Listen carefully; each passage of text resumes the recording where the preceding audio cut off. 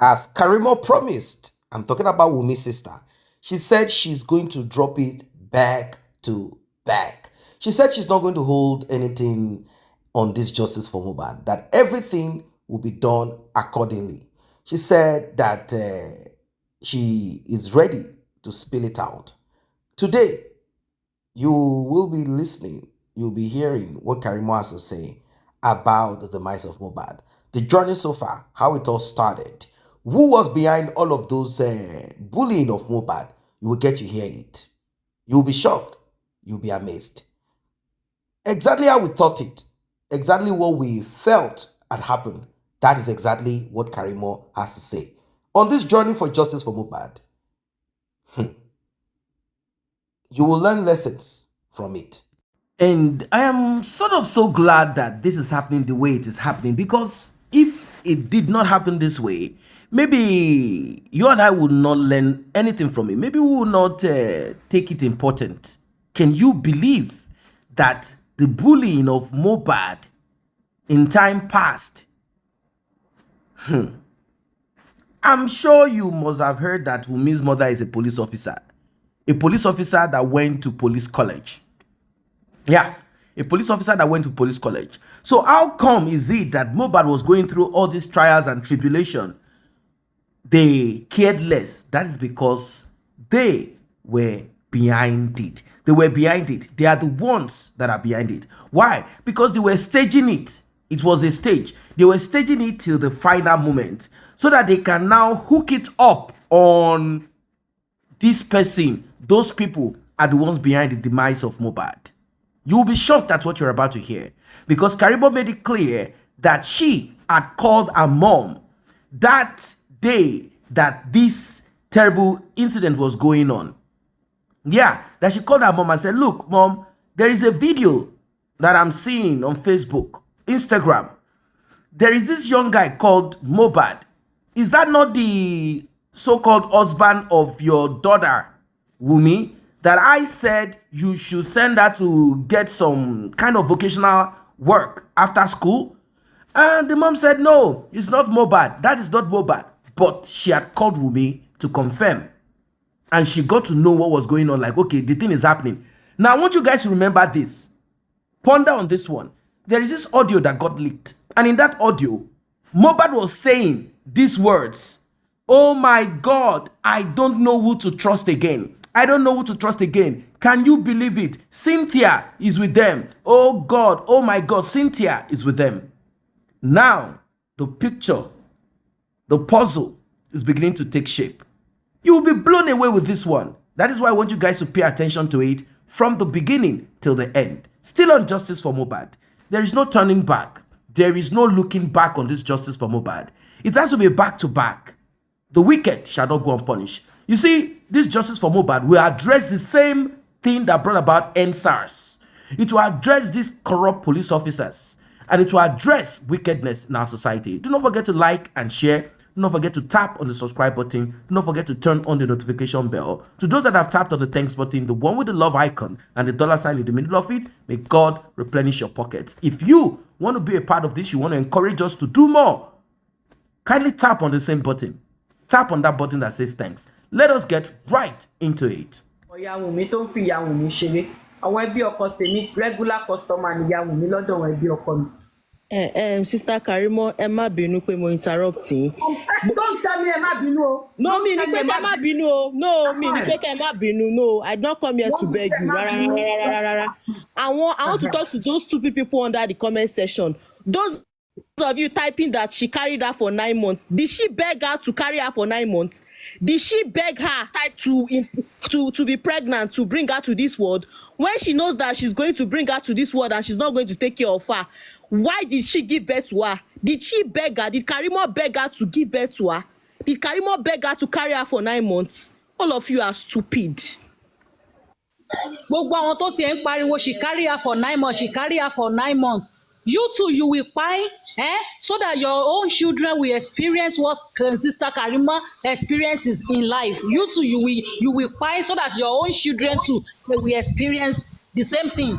I never saw her.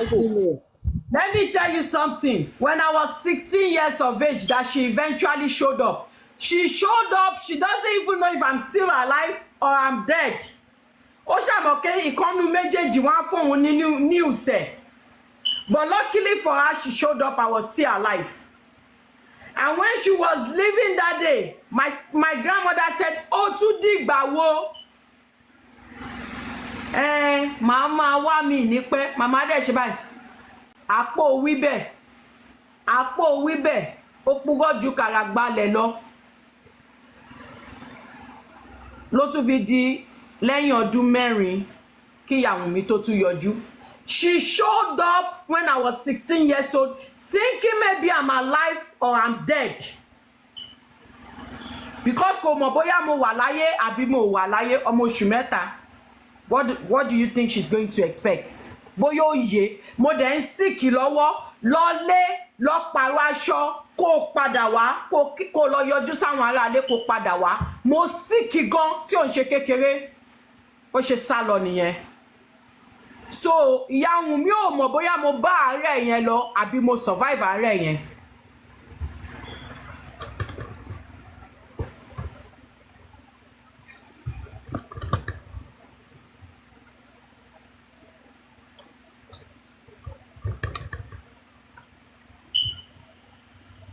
Ṣé a lè máa sọ̀rọ̀ báyìí Mọ́mì J? Ó sọ̀rọ̀ mú gbọ́ yín. Ṣé ẹ mọ nǹkan tó ṣẹlẹ̀ ẹ Mọ́mì J? Ṣé rí irú àwọn ìyá bíi ìyá Wùmí yẹn wọ́n pọ̀ ń gbòòrò gan. Kọ́lọ́run ṣàánú ni ẹ ti understand. Kọ́lọ́run ṣàánú. Wọ́n ò lóòótọ́ kọ́bọ̀. A dẹ̀ ti rí nǹkan ìgbà tí bàbá ń sọ ń gbà yẹn. Nígbà tí bàbá ń sọ, àwa rò pé bóyá pé irọ́ ni bàbá ń pa, pé ogún ni bàbá fẹ́ jẹ. Àwa rò pé èmi personally ó ti ẹ̀dẹ̀ mi lọ́rùn kí n má sọ yòókù síra mi. Tí bàbá bá ti lè wo ẹ̀gbẹ́ kọ́nà báyìí, màá ní òrójú bàbá. Nǹkan tí bàbá fẹ́ gbà ló jẹ́ kí bàbá ń ṣe báyìí. Láì dẹ̀ mọ̀ pé èyí lè tó jẹ́ ọmọ bíbí inú Jùmọ̀kẹ́ gan fúnra ẹ̀. Ṣé ìbínú pé mo pè ní Jùmọ̀kẹ́? Mi ò mọ̀ pé ọlọ́pàá fún mi. Láì mọ̀ wípé ọmọ bíbí inú Jùmọ̀kẹ́ fúnra ẹ̀ gan ó ti go through hell lọ́wọ́ ìyá yìí. Kí nìkan tó ṣẹlẹ̀? Máa mo jẹ ìyà débi pé kò easy. Màá dẹ̀ máa gbàdúrà pé ọmọ ọdún méje mẹ́wàá kó máa gbàdúrà pé Ọlọ́run jẹ́ kí mọ́mì mi disappear síwájú mi. Jẹ́ kí mọ́mì mi disappear síwájú mi. Wàláhì àdúrà yóò gbà. Ẹ parọ́ sí Ọlọ́run. Ṣé rí gbogbo àwọn tó ń kọ́mẹ̀ntì rádaràda tó ń sọ pé she carry you orí àwọn wọ̀nyẹn inú pátá ló wà. Ẹ ti understand? Orí àwọn wọ̀nyẹn inú pátá ló wà. Ṣé ẹ̀yin lẹ ránṣẹ́ pé kó tọ́? Kí ló dé tẹ̀yin ò kó àwọn ọmọ tiyín sílẹ̀? Ṣebí ẹ láwọn ọmọ tiyín sí? Ṣebí ọlá àwọn ọmọ yín lẹ rò? Tẹ́ ẹ fi tètè yá jápa. Ẹlẹ́gbàá mi ò ní jẹ́ kí n fi. Ẹ má gbójú ọmọ yẹn síta o, kọ́ máa àwọn tó ní skin record kọ́ máa máa post ẹ̀ káàkiri. Ẹ wo bẹ́ẹ̀ ṣe tọ́ ọmọ yín. Ẹ wá wo ọmọ tó tara tiẹ̀ náà jáde. Ẹ wo ọmọ tó tara Jùmọ̀kẹ́ yẹn náà jáde. Ẹ wo ẹ̀yẹ ọmọ tó tara Èṣù Jùmọ̀kẹ́ yẹn náà jáde. Ẹ wo Wùmí tó bí, ẹ wo Wùmí tó tọ́. Ẹ wá wo ẹni tó tọ́ ẹ̀yìn, ẹ wò bó ṣe tọ́ yín. Ó tọ́ yín lélànà pé ẹ parọ́. Àbírú rẹ̀ ẹ wá wo nǹkan tí Mohbad go through. Kí nìkan tí Mohbad go through báyìí wọ náà? Kí nìkan tí Mohbad go through? Àwọn èèyàn lè ṣì dúró, wọ́n lè ṣì ń ṣáìdì woman yìí. Mo understand yín. No, nǹkan tí mo sọ kọ́ ni ọ̀rọ̀ Mohbad là ń sọ pọ̀. Ẹ lọ ń sọ̀rọ̀ fún blogger. Ẹ lọ ń rojọ́ fún blogger, ẹ lọ ń sọ̀rọ̀ fún blogger. Oya, let's get started. Kùdìí ẹsẹ̀ wọn tún wá lọ sanwó ẹ ṣiṣẹ́ ibi. No wonder ni ìyá Túndé ṣe lọ sọ fún kíná tí ń pè. No wonder ni ìyá Túndé fi lọ sọ fún olórí burúkú Jọkẹ́ Tiwa. Kò lè dùn mí fún ọ̀rọ̀ òbí tọ́ ẹ bí ìyá Wùmí ló tọ́ ẹ. Irú ìyá tó tọ́ ìyá Wùmí òun ló tọ́ ẹ. Òun ló jẹ́ kó òun ràn mú kiri orí platform láti wá ṣépè. Orí ẹ ti burú. Ṣé ẹ mọ nǹkan tó ṣẹlẹ̀ Mọ́mì J ṣe nǹkan tó ṣẹlẹ̀? Ṣé orí ìyá Túndé sọ ní court? Mo máa ń dùn mí pé kò gbé mi lọ. Mo dúpẹ́ pé kò gbé mi lọ. Mo dúpẹ́ pé ó gbé mi lẹ̀ fáwọn ìgbà. Ọlọ́run ṣeun. Ṣé rí ìyá Túndé yẹn? Àní ìyá Túndé sọ ní court. Ìyá Túndé lọ sọ ní court. Ó ní bó jẹ́ ọdún mẹ́wàá lè ní. Ó ní bó jẹ́ ọdún mẹ́wàá lè ní ó ní wọ́n sì máa jòkó sórí kéèsì yẹn ni. Súnkànmí ẹ̀gbọ́n Wùmí ló sọ fún Mohbad pé kí ni Mohbad wá ṣe nu ẹbí àpọ̀kọ̀jáyé yìí. Wọ́n sọ bẹ́ẹ̀ àwa náà gbọ́ àwa ò mọ̀ pé wọ́n parọ́ fún yín ni ṣé mọ̀ pé mi wá máa ń DM yín ẹ pé mo wá sí Facebook mo wá máa ń DM yín tí màá ní pé ẹ̀rọ tó mọ yín náà ẹ̀rọ tó mọ yín kẹ́ ẹ má tẹ̀lé àwọn pípù yìí family yín làwọn ọmọ yín. Sister Karimo, me I'm not here to beg you o. These people they have done their worst. If there is anything, I want you to go to the extreme. I want you to go to the extreme for them. Any of their secrets that is with you, expose all of them. It is high time you come outside. Expose them. No need pay. You are saying that you are holding some back. Don't hold anything back. I'm just starring. You know when you want to watch a movie, they will say starring. I'm just starring.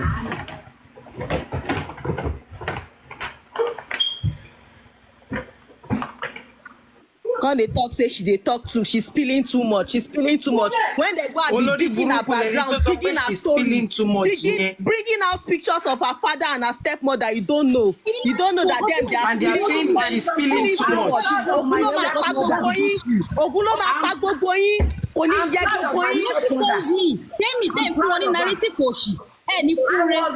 I was raised by my grandmother. I was raised by my stepmother. I was raised by my father. So I'm proud of the three of them. Gbogbo ẹ̀yin tẹ́ ń support Wùmí pátá gbogbo ẹ̀yin tẹ́ ń support Wùmí pẹ̀lú kan tí ò dá ẹ máa fojú sunkún àwọn ọmọ yín ni so that ẹ̀yin náà lè rí nǹkan tí Karimo tí Mọ́mí J tó go through ẹ lè rí nǹkan tí Mọ́mí J àti Mohbad nǹkan tó go through láyé ojú àwọn ọmọ tí yín náà máa rí bí láyé ní lágbára Ọlọ́run. Alẹ́ ọjọ́ tí wọ́n na Mohbad yẹn alẹ́ ọjọ́ tán na Mohbad mo wá bíṣẹ́ nǹkan tó ń dùn mí jù ní gbogbo ọ̀rọ̀ yẹn nìyẹn tí mo ṣe wèrè fún wọn ní Nàìjíríà tí mo dẹ̀ ń olórí burúkú gbogbo àwọn apọ̀kọ̀jáyé yìí ni mo sọ̀rọ̀ yẹn fún o mo ń bọ̀ ẹ̀jẹ̀ dáhùn ọmọ mi lóhùn. The funnest part of it ni pé mi understand nǹkan táwọn èèyàn kan lè understand for a bit pé ẹni yìí ló wà nù kínní ẹni yìí ló lè sọ pé okay these are the things tó ń ṣẹlẹ̀ táwọn èèyàn kan máa ń olórí burúkú ni wọ́n. èdè máa bí tara sí káàkiri ṣéyàn máa gbọ́dọ̀ ẹni tó wà ní ìkọlọ ni. In fact ayé ni o. Sister Karimo, there's one voice note that these two people bring out, and the person that was sounding on that voice note was not. Is that voice note? Is it a true voice note? Was it you speaking on that voice note, Sister Karimo? It's never a voice. It's never a voice. I'm not talking about voice notes. They will bring a lot of things out.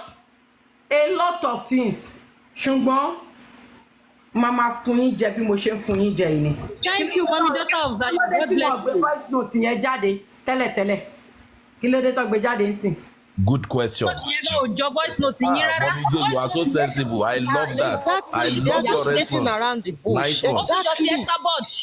Exactly mi ò mọ kó tó dé tó máa ń ṣàwọn èèyàn wa tó máa rí òótọ́ ọ̀rọ̀ lẹ̀ báyìí èdè máa tó fífi irọ́ káàkiri ẹni ló wà nù kínní ṣé máa mójú ẹni tó wà nù kínní nǹkan yẹn lọ ni. Ó ga o wọ́n dẹ̀ dúró ti Wùmí gbogbo ẹ̀yin tẹ́ dúró ti Wùmí gbogbo ẹ̀yin tẹ́ dúró ti Wùmí lórúkọ náà ẹ máa fojú sunkún ọmọ yín Nàìjíríà báyìí mo ṣe gbọ́. Báìbù ló wà lọ́wọ́ mi. Tẹ́tí ní pé Báìbù ló wà lọ́wọ́ mi. Ṣéyàn máa ń gbé Báìbù ṣeré ẹ kàn lè imagine. Tẹ́tí ní pé Báìbù ló wà lọ́wọ́ mi òun lélẹ̀. Níjọ́ tí wọ́n na Mohbad ní Lẹ́kì mo wà ń bíṣẹ́ mo lọ sórí Facebook is either Facebook or Instagram mo rí pé ṣẹ́rí ẹ jẹ́ kó lè yé yín ẹ jẹ́ kí n bẹ̀rẹ̀ bí ìgbà tí mo wà ní final year nursing school wọ́n pè mí pé Wùmí fẹ́ wọ school Wùmí mo mọ iye tí mo nọ́ngbà tó wà ní secondary school owó school ẹ̀ wọ́n pè mí pé ó fẹ́ wọ secondary school ó fẹ́ wọ TASUED ẹ̀yin nurses tẹ wà ń bí báyìí ṣé mo pé tá bá ti dé final year a ní láti work less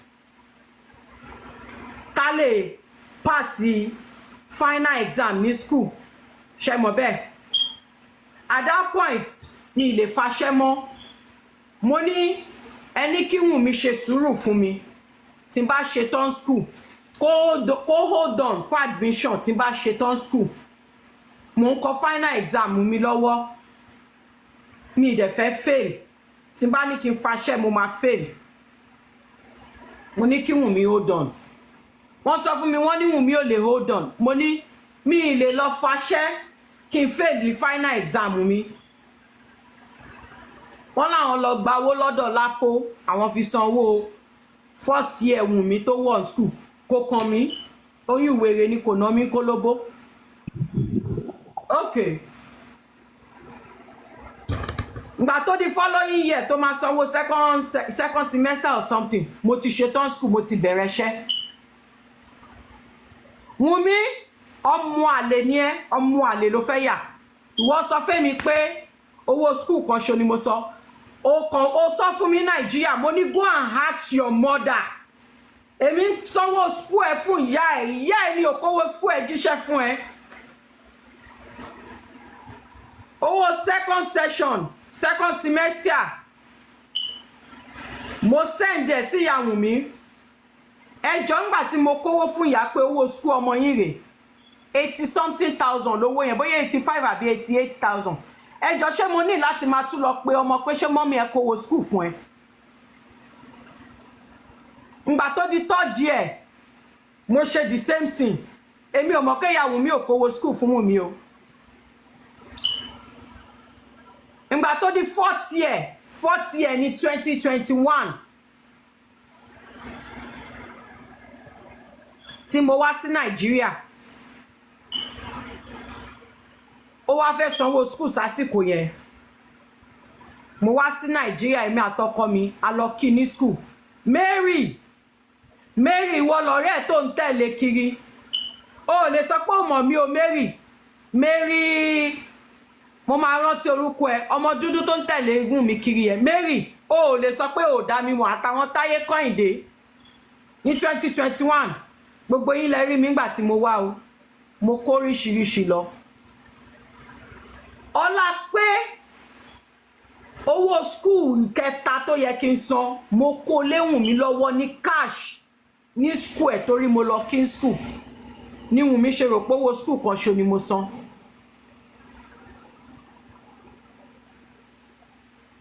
ìwọ wá ń sọ fáwọn blogger ẹ pé ìwọ ti gbowó school tiẹ̀ lọ́wọ́ Mohbad ìwọ kàn mọ́mọ́ gbà lọ́wọ́ mi ó fi ṣe big girl ni ẹnu ẹ ló wà yẹn o ó máa tó bẹ̀rẹ̀ iṣẹ́ wàá mọ bó ṣe ń rí lára ìyá ń gbowó school lọ́wọ́ mi wọ́n ń gbà lọ́wọ́ Mohbad ẹ̀rí pẹ́lẹ́lẹ́ yà níyín ẹ ti fẹ́ di ara yín síta ńlẹ̀ alọ́ba ẹbí alọ́ba ò lè pọ́n yín lé nígbà tó ti fi pólíbàgì kẹ́rù lọ́lé ọkọ ó wá ní kọ́ pọ́n ilé ńlé ọkọ wọn ọ̀dẹ lókòwò wọn ò fi ẹsẹ̀ nu iṣẹ́ kó tó lọ́lé ọkọ ó wá ní kọ́ má yẹ̀yẹ́ ńlé ọkọ wọ́n á yẹ̀yẹ́ wọn á wọ̀ ẹ̀ wọ́n á wọ̀ ẹ̀ wọ́n á wọ̀ ìyá ẹ̀ wọ́n á wọ̀ bàbá ẹ̀ torí wọ́n ló ti fi pólíbàgì kẹ́rù lọ́lé ọkọ ìyá tẹ́ ń gbowó skul ẹ̀ lọ́wọ́ mi wọ́n ń gbà lọ́wọ́ Mohbad àtowólé mo dẹ̀ ka káàṣì ń jọ yẹn mo kówó skul yẹn lé ẹ lọ́wọ́ nínú yàrá ẹ̀ ń bẹ̀ tá a fi wá dé Abẹ́òkúta àtẹ̀mí àtọkọ àtọmọ Wùnmí ò pè wá pé ṣe ti délé ẹ kú àtàárọ̀ ẹ ṣé àǹtí mi ó tún dijọ́ kejì Wùnmí ò tún pè pé ẹ ṣé àná mà I'm not advising her gbogbo advice yẹn mo ti fún kọjá tí ò wúlò mo níbi tí mò ń lọ ni but tí n bá sọ kò ní make sense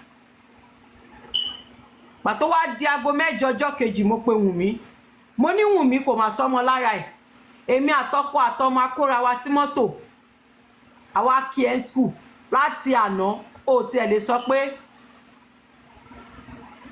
ẹ ṣé àǹtí mi ó lóun lọ ṣerun ni mo náà lọ ṣerun ó wà lè gbé kọ bó jẹ́ text message ó lè send sí wa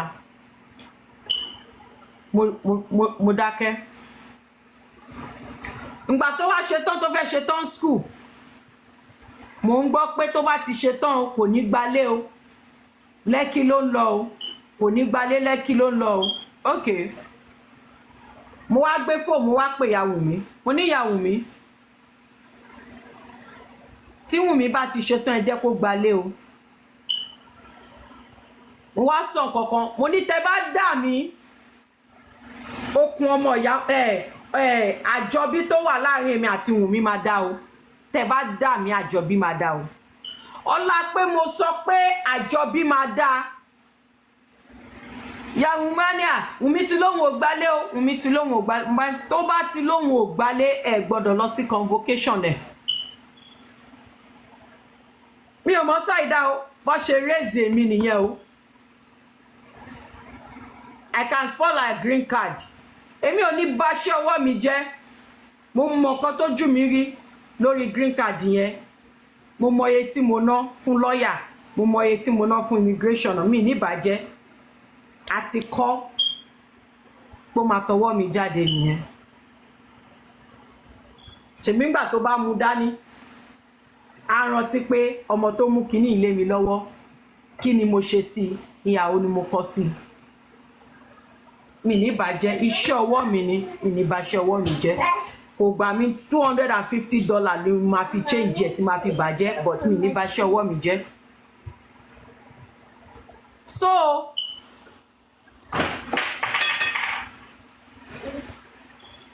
ìyá Wùnmí wá pè convocation kù bí ijọ́ mélòó ó pọkọ mi. Mo ti ní mọ́mí ò gbọ́dọ̀ wá sí convocation wọn o. Mo ti ní kinní kan o. Ọkọ mi wá sọ pé Wùnmí kí ló dé tí wọ́n náà fẹ́ lọlé lẹ́yìn convocation. Oh, you cannot spoil green card. Ibi nǹkan tó mọ̀ ló mọ̀. Kí ló dé tí wọ́n náà fẹ́ lọlé lẹ́yìn convocation. Òun fẹ́ lọ́dọ̀ school mother òun Lẹ́kí, òun fẹ́ ṣe kinní kan. Òun máa lọlé, aṣá sọ lọ sọ́bọ̀. Ó ṣáà ní kó bẹ̀ mí pé òun máa lọlé. Èmi mọ̀ pé wọn ò lọlé. Wọn ń ṣàjòjì sí mi àtòun àtìyá ẹ̀ àti ìyá Túndé. Wùnmí kẹ́rù Taswed. Ó forí lé Lẹ́kí. From Taswed to Lẹ́kí. Èmi ò bá Mohbad wí. Ṣẹ́ni tó bá ti ń sanwó school tó ń sanwó ilé. Ṣé kò entitled láti gbéyàwó sílé ni? Mohbad sanwó school ó sanwó ilé Wùnmí. So tó bá pàṣẹ pé kí Wùnmí máa bọ̀ Lẹ́kí. Ó ní right. Ìgbà tó díjọ́ kejì sí ṣọ́ kẹta. Èmi wá pélé. During that time, it was when unknown gunmen was rampant. And now call ìyá Wùnmí. Ẹ jẹ́ ká bọ́ mo ní convocation sọ̀rọ̀. Pé kí n tiẹ̀ kí o. Mo wá fẹ́ bá wọ́ọ̀kì NYSC ẹ̀ sẹ́kọ̀ọ́. Mo lè kéré o. Mo lè kéré lójú yín. Ṣùgbọ́n mi kéré nú ayé. Èmi náà mọ 1 or 2 people. Mo wá fẹ́ bá wọ́ọ̀kì ẹ̀ sẹ́kọ̀ọ́ torí àwọn unknown gunmen kọ́ má gbé sọ́nà jíjìn. Mo pe nọ́mbà ò lọ. Ìyá Wùnmí ńkọ́ wọ́n ló lọ kọ́ṣẹ́ Lẹ́kí. Wọ́n ní why tí Wùnmí lọ kọ́ṣẹ́ Lẹ́kí. Ìgbà tẹ́ bá rántí ṣé ASUU strike kan báyìí tó gùn kan tó pẹ́ gan over a year. Gbogbo gbà yẹn wọ́n pè mí wọ́n ló fẹ́ kọ́ṣẹ́ ẹrun. Mo sanwó orun kó lọ kọ́ṣẹ́. Bí mo ṣe ń gbọ́ gan wọ́n ní kò kọ́ṣẹ́ ẹrun ọ̀hún gan. Ṣé mi lẹ̀ ń ṣe? Ara yín lẹ̀ ń ṣe. Tí ò bá ń ṣe pé mo dá sọ̀rọ̀ tó wà lẹ́yìn kankan mi. Ìwọ àti ìyá ẹ̀ lọ bá máa fi ṣẹlẹ́yà. But dídá sí tí mo dá sí tọmọ ìyá tí mo dá sí òun ló fi kàn mí. Ṣé bá ara yín lẹ̀ ń ṣe? Ara yín lẹ̀ ń ṣe. Okay. Wọ́n ló lọ kọ́ṣẹ́ Lẹ́kí. Mo wá sọ fún ìyá Wùnmí. Mo ní ṣé gbogbo Kòròdú yìí Wùnmí ò ríṣẹ́ kọ́ ní gbogbo Kòròdú yìí tó jẹ́ Lẹ́kí ló ti lọ kọ́ṣẹ́. Wọ́n ló lọ kọ́ṣẹ́ lọ Lẹ́kí. Mo wá sọ fún ìyá Wùnmí jọ́ yẹn mo ní máa fún mi sátífíkẹ́ẹ̀tì 2 kan lórí Wùnmí o. Mo ní ìsídà kẹ́ sọ fún mi pé ó lóyún tàbí kẹ́ sọ fún mi pé ó ti kọ́ṣẹ́ tó fẹ́ ṣe freedom. Mo lé mi mọ̀ pé oyún lẹ máa sọ fún mi pé ó ní.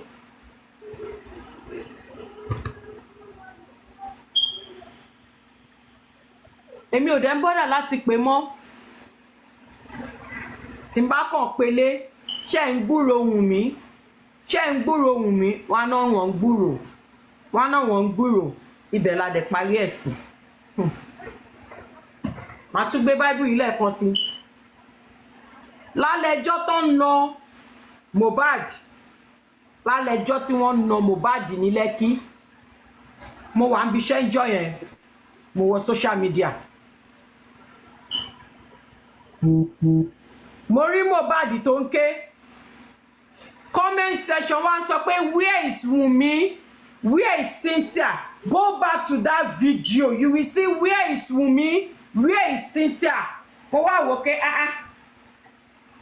mo lábúrò tó ń jẹ́ Wunmi tó dẹ̀ ń jẹ́ Cynthia, wọ́n dẹ̀ sọ fún mi pé ó lọ kọ́ṣẹ́ Lẹ́kí Lẹ́kí dẹ̀ níbi tí ọmọkùnrin yìí wà tó ti ń nà tó ń gbé.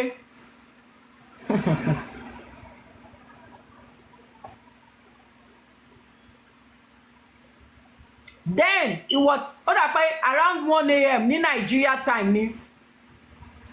And I called mo mọ̀ pé òru ni o, mo wá jí ìyá Wunmi. Mo pe ìyá Wunmi. Mo ní ìyá Wunmi, wọ́n na ọmọkùnrin kan ní Lẹ́kí. Mo sọ fún yín pé mo ní wọ́n na ọmọ kan ní Lẹ́kí. That was before kí n tó bá Mohbad sọ̀rọ̀. Lẹ́yìn gbogbo nínà yẹn tán lọ́sẹ̀ wàá pè mí pé wọ́n là dìbọn mọ́ lórí, ó ní migraine, ó ń gbàgbé lyrics ẹ̀, she get. And I called ìyá Wunmi that night pé wọ́n na ọmọ kan ní Lẹ́kí, wọ́n dẹ̀ ń sọ pé where is Wunmi, where is Cynthia? Ṣé kí n ṣe boyfriend Wunmi ni wọ́n nà yẹn? Ìyá Wunmi tí mi ò bá jí yín lóru yẹn, tí mi ò sọ ọ̀rọ̀ yẹn fún yín, kí ẹ̀jẹ̀ tẹ́ ta lé mi lórí tó bá jẹ́ ìyá mi lóòótọ́ ó ṣèdájọ́ fún mi. Àmọ́ tí bá pè yín tí mo béèrè ọ̀rọ̀ yẹn kò ní ṣèdájọ́ fún mi, mo máa lékè gbogbo yín ni. Ìyá Wunmi ní kò ṣe Mohbad, ó ní kò ṣọkọ Wunmi, ó ní padà sẹ́nu iṣẹ́ ẹ̀.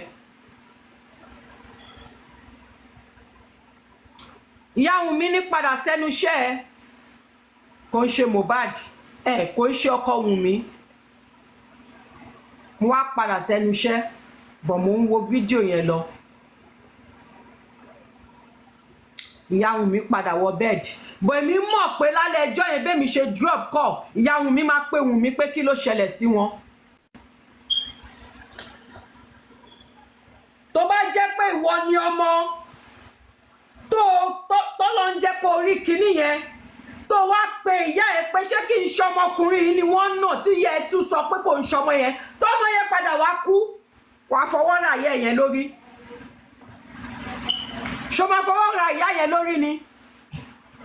Because if only tó bá ti jẹ́wọ́ pé ókè àparọ́ fún ẹni, ọ̀dọ́kùnrin ni Wunmi wà, ọ̀dọ́kùnrin tó wà lọ́dọ̀ ẹ̀ yẹn ni wọ́n nà yẹn, ọmọ yẹn lè má kú sínú ọ̀rọ̀ yẹn. Bóyá Wunmi tún parọ́ fún mi. Ìyá Wunmi ní Wunmi ò mọ Mohbad rí, pé kò ń ṣe boyfriend Wunmi, pé ọ̀dọ̀ school mother Wunmi ni Wunmi wà ní Lẹ́kí. Ó dẹ̀ padà sẹ́nu iṣẹ́ mi.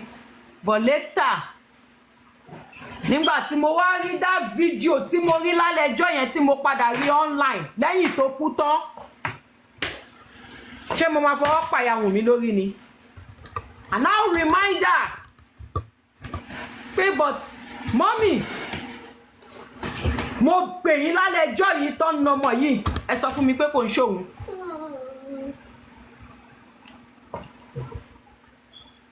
Ẹ jẹ́ kí n dúró nọ́mbẹ̀, mò ń bọ̀ mi tíde. Now, apart from the emotional outburst of Karimo, apart from that, apart from her narrating some stories here and there, which connect to justice for Mohbad, well, we cannot rule out the role of Wunmi's mother and, of course, that of Karimo in all of this. She said she was suspicious, having seen videos on social media, live video of Mohbad screaming, shouting, and she had tried her best to contact her mom, like, hey, mom, hey, why don't you do something? You're a police officer. What's going on with Wumi's boyfriend? That was before the husband of a thing came into it. What is happening to this dude? What's going on? All her mom was interested in, according to her, is how to grab. She said, my mom is so corrupt. You know, she is a police officer, one of those corrupt police officers. I said, my mom is so corrupt that even after I am done marrying, I am a married woman living in the US, my previous boyfriends, my mom will go to them to ask them to give her money. That is how bad, that is how corrupt, that is how useless my mother is. And this is a woman that has never been in my life. She only comes in after like 15 years to come and see if something great or good is happening. Afterwards, if nothing is happening, she will leave again. Well, she said when she had contacted her mom about what was happening to Mohbad before the demise of Mohbad, her mom had downplayed it like, no, there is nothing. They were keeping her in the dark. So they were giving her stories that didn't really, connect. So she kept quiet, like, okay, maybe there is nothing much. And at that time, she said she was not really into Mohbad and Wunmi coming together as husband and wife, living under the same roof. That she was expecting her sister to pursue her career, at least go to school, graduate and get a job or get some vocational thing. If you want to have a relationship, it's okay. You can do that for some couple of years. Build yourself as a woman. Instead of that, Wunmi and her mom were interested only in what they can get from Mohbad. It was all about what I can get. You know, that kind of corrupt mother that gave birth to children and now realized that one of them is exactly like her. Like Wunmi, like her mother. That's the truth of it. So, things became terrible. Things became bad. Everything turned upside down and it was so bad. Then she kept quiet. Now, she returned back to Nigeria when everything capsized. And it is the same story that was being repeated. So she said she had no option at that time. They were lying to her. She came up with her own defense. Like, okay, you know what? Let me protect my family. Let me protect my family. But within her, she knows that something is wrong. So she said behind the scenes, she would tell her mom, Mom, why did you people do like this? Now, let us break it down. The truth of it is that Wunmi is behind the demise of Mohbad. And that child does not belong to Mohbad. She's aware of it to a certain extent. But she's still doing this family thing. But she's dropping it. That whenever you see me online insulting Mohbad's father, screaming, shouting, defending my sister, I had already gone behind to talk to my own family. Like, hey, what you guys did is bad. How are we going to handle this thing? How are we going to get out of this problem that we are in now? How are we going to set ourselves free from it? She said she will continuously tell them. But because she was telling them these things, they don't like it. They are not happy with it. This is how she slowly became their enemy. They don't want anyone that will tell them the truth. They want to remain in darkness. They want to be wicked. They want to be evil. And they want that evil to remain continuously. Apart from her telling us stories of how her mother left her, which of course I'm sure most of you must have heard, particularly those that are non-Yoruba speaker. She said, my mom left me, she did this, 3 months, I was this, she said a lot. She said she was bullied, she said she lived a life of pain, agony all through her life because she had no mother there. She said she had her mom nowhere. But she had her father and stepmother and grandmother. She said life was so rough. She could not manage life properly. There are times that she will pray and say, God, she said she was 10 years old. There are times she will sleep outside and say, oh God, bring my mom to me. She said, God never answered that prayer. That's why I told you guys, I said, God found a way to answer Karimo's prayer by granting her the visa lottery in the hope that she will stay far away from her mother. It is not a crime if you want to follow some school of thought that regardless of what your parent did to you, you don't need to embrace them totally, but take care of them. Like send them some gift once in a while. And if upkeep is necessary, do. If it is not, allow them be. Allow them be. So if she had done that without bringing her mom to the US, maybe it would have been a different thing. But she wanted to bring her mom back which she did. She said she has the ability to put an end to her mom's green card, but she will not do that for now. That she will not do it. She will not do it. She said a lot of things, terrible things that her mother did to her. Now, many people are not interested in what happened between mother and daughter and all of that, just like how we are not interested in what happened between Mohbad's mother and father. What we want to know is, what is it about the demise of Mohbad? At the end of the day, I realized that we cannot connect the demise of Mohbad without looking into the foundation of everything. But now we have gotten to the point where we want to see, we want to know with evidence. And from the look of things, it is glaring that the demise of Mohbad is directly connected to Wunmi. And it is not just now. It has started in time past. Yes, his record label also has a hand in what happened, but Wunmi has more. In fact, I will tell you guys for free, whenever Wunmi and Mohbad have their internal issue, Wunmi will cook up some people up, like spark up some people that will deal with Mohbad. Can you believe it? They will deal with Mohbad seriously. Unfortunately, Mohbad is gone. If Mohbad had listened to his own parent, I'm talking of his father now, not his, when I say parent, not necessarily his mom, maybe his life would have been better. But unfortunately, it has happened, So Karimo is making us know from all what she's saying here that Wunmi is responsible for the demise of Mohbad, and that there is nothing anyone wants to say, and that our own mother is behind the cover-up from the primary source, meaning from the first word go, the connection from the beginning and at the final end, that our mom is behind the cover-up of everything. So sad. I have always thought about it this way, that Wunmi is not saying the truth.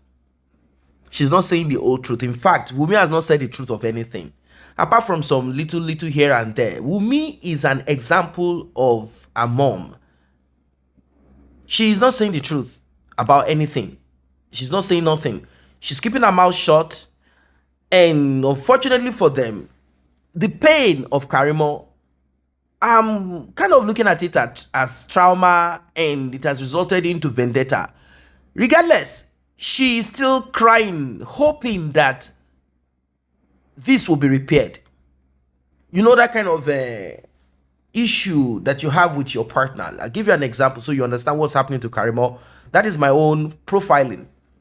And I think this will help us to get more from her about justice for Mohbad. Now, imagine you are in a relationship, and as a guy, let's use a man for example. You caught that girlfriend or wife of yours, you know, she's cheating, she cheated, blah blah blah, and at the end of the day, somehow it seems as if you guys had begged each other, okay, sorry, I apologize. Even if it's a woman, let's say it's a man, apologies, let's say like that. So you know that situation where you are not willing to let this person go yet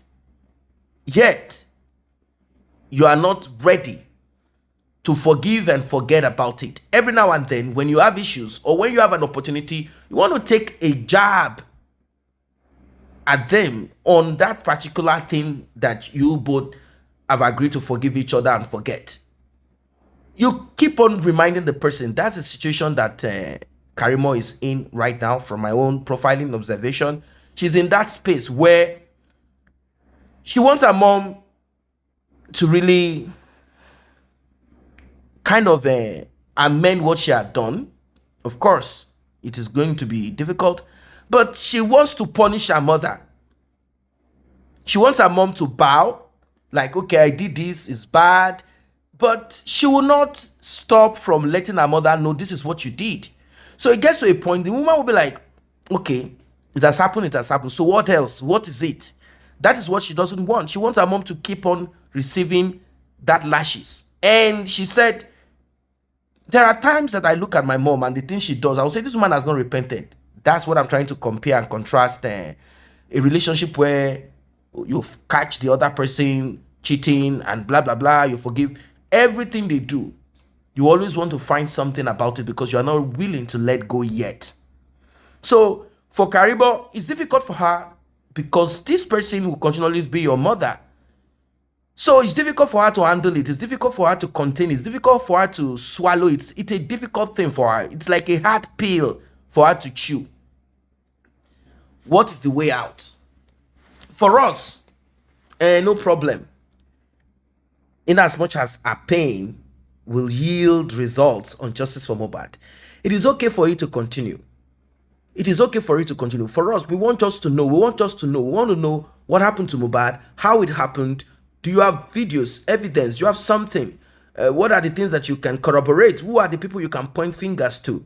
I know that Karimo is not saying certain things because of our role too. Don't forget that afterwards, when they were doing the damage control, the cover-up, Karimo was part of it to an extent. They didn't allow her in totally because they are afraid. They know that Karimo is not stable. What is the instability in Karimo?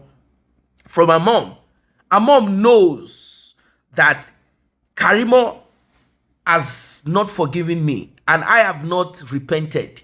So we cannot let her into everything totally. In fact, Karimo is saying that I was so blind to everything that I did not even know that my mom had neglected Wunmi, and Wunmi was on the street all this while as Lekki Transformer. What Mohbad sang is not a joke. At the age of 13, Wunmi was already on the street doing boyfriend, starting to learn from boyfriend and girlfriend.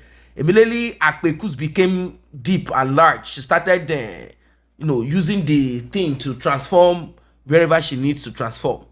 Let us be sincere. A sensible person at this point, at this stage, you will not hold back on DNA. You would have done the DNA. But how can Wunmi's mother tell Wunmi to get DNA done when she is a terrible woman? That woman litter children all over the place. Wunmi got to learn how to be a transformer from her mother first, and then she got her mentors all over the street. So that's where people like Sheikh Peteri came into the picture, because she calls herself Queen Mother. There are certain things that she controls, certain girls. Wunmi is part of them from what we are saying, because she's solidly behind Wunmi. Apart from the vendetta thing, let us say, okay, the guy that took a boyfriend or man friend that took Mohbad to the UK, the last performance he did outside of Nigeria, let us look at it. Shouldn't Iyabo Ojo be sort of showing empathy towards Mohbad? Why are you supporting Wunmi? It's because she knows more. She's a terrible woman. Mohbad surrounded himself. Unfortunately, if he had listened to his father more, I know his father also made mistakes. There are certain mistakes that Mohbad's father made, and we all saw some of the things that he didn't do right. And this has nothing to do with age. It has nothing to do with age at all. It has nothing to do with age. A lot of things went wrong, but now we're on a clean slate. On justice for Mohbad, we stand.